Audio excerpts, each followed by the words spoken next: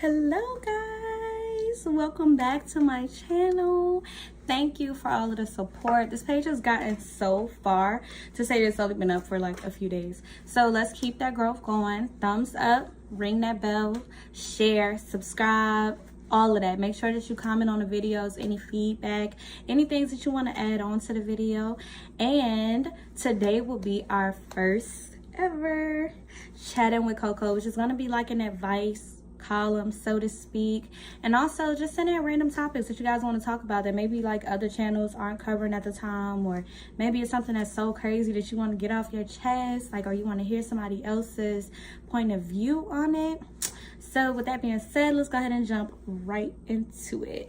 So today on Chatting with CoCoa, we got a submission. It's going to remain anonymous, as I said when I was telling you guys to send them submissions. It's going to be anonymous. So what I was asked was, when you and your partner have an argument, how do you make up, and best ways to avoid conflict. One second. First of all, conflict is going to happen. It's gonna happen. It's gonna happen. It's gonna happen. Why? Because it's two people trying to become one. It's gonna happen. Like, you're not gonna understand why this person thinks this way until you really get to a point of effectively communicating and hearing out what they have to say, and they hear what you have to say, and really grasping the concept that everything that you think is not going to be the way that this person thinks, and the way that you move is not how they move. And the only thing that you guys can do is work at becoming one and moving on the same accord. That's the first thing. So I also say it's how you guys handle it. Not necessarily, oh, we never argue, or oh, we always are at odds. It's all about how you handle it, because your problems are going to come up. They're going to come up, whether they be about you left the top off the toothpaste, you left the toilet seat up, I don't like that you're fiscally irresponsible, why would you spend this on that, blah blah blah blah. Like, there's always going to be something. So be more committed to working it out than fighting each other. And that leads me to my next thing, which is attack the problem, not the person. Attack the problem. When you guys are at odds, it's not about who's right or wrong, but how do we fix this problem? How do we eliminate this so that it's not an argument later on? How do we make sure that we're covering all our bases so that it's not an issue, so that it's not something that we're going to keep having to talk about, or that we're going to halfway work out and stuff like that. So keep working at it. Never get too comfortable to where you feel like, oh, I know enough about this person, because it'll amaze you the way that people think. I promise you, the way that people think explains a lot.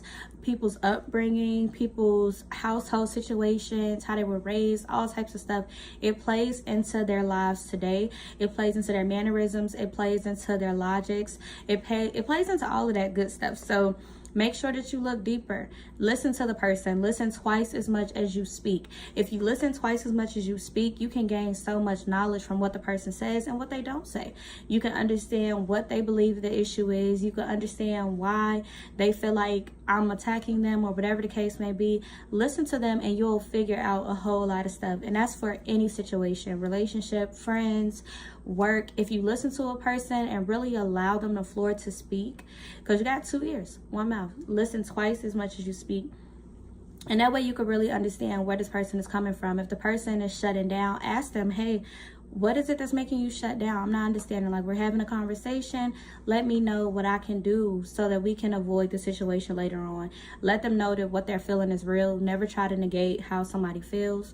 Definitely give their thought process credit. Give them credit for feeling how they feel, and reward them. Like, even if it's just like a simple pat on the back, hey babe, thanks for communicating with me, thanks for letting me know how you feel.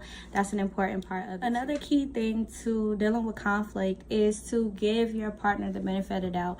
Remember who it is that you got in a relationship with, or who you married in the beginning. Same thing with friends. Remember who that person is. So get them the benefit of the doubt. Don't just assume the worst. Don't think that, oh, he's trying to piss me off, so he didn't take the trash out. No, it could be that he got a call, or maybe something happened, or maybe he just had such a busy day, or maybe he just was in a different mental space. Don't assume the worst of people, especially somebody who you're trying to become one with. Also, figure out how we got here.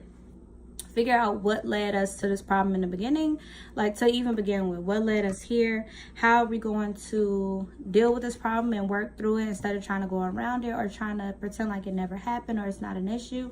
And also, how can we avoid circling back to this? What you don't want to do is circle the rabbit hole. Don't do that, because those conversations become redundant, which causes people to start shutting down. Like, I don't want to keep talking about the same thing. I don't want to keep arguing with you all the time. I don't want to keep fighting with you. I'm tired of fighting. I'm tired of arguing. I'm tired of you always having an issue with something, or, oh, I feel like we already talked about this. So try to avoid things like that. Try to keep your cool. Remain calm, cool, and collected.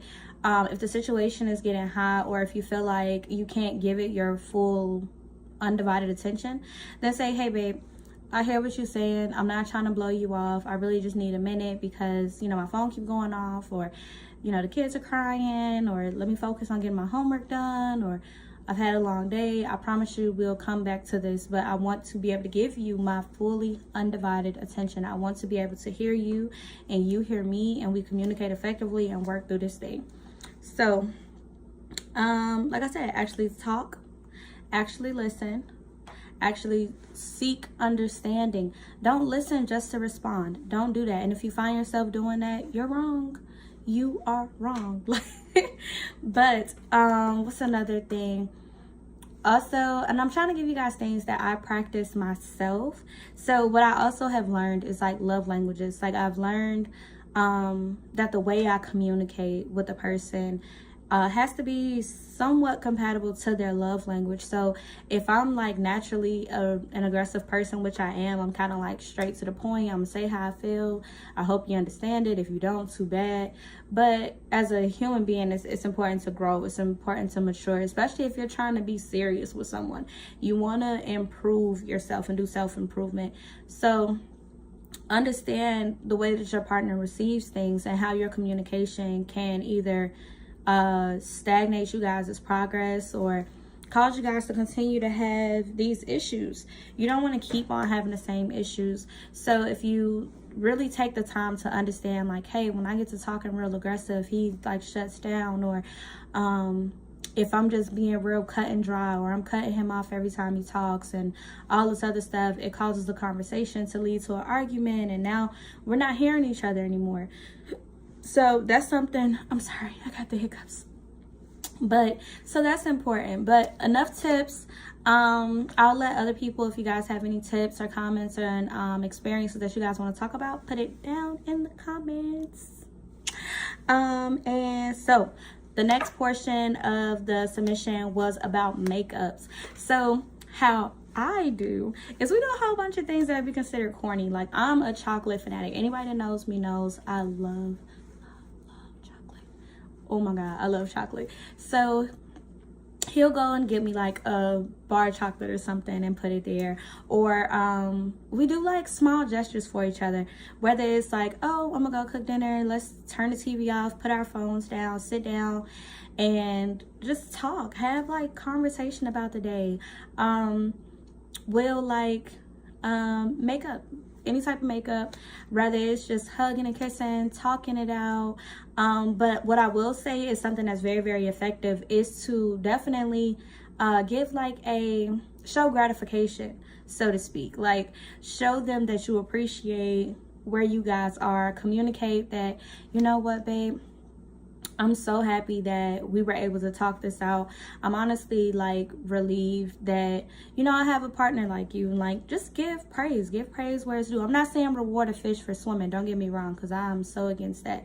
I'm not gonna reward you for doing what it is that you should do, but I will give credit where it is due. So that's a big part of making up too, to make sure that you're like acknowledging a person's effort, acknowledge that they're trying, acknowledge that, hey, I really like that, you know, you heard me the last time I told you that it's important to talk to me like a human, not to get all loud, not to get all rowdy, not to be confrontational.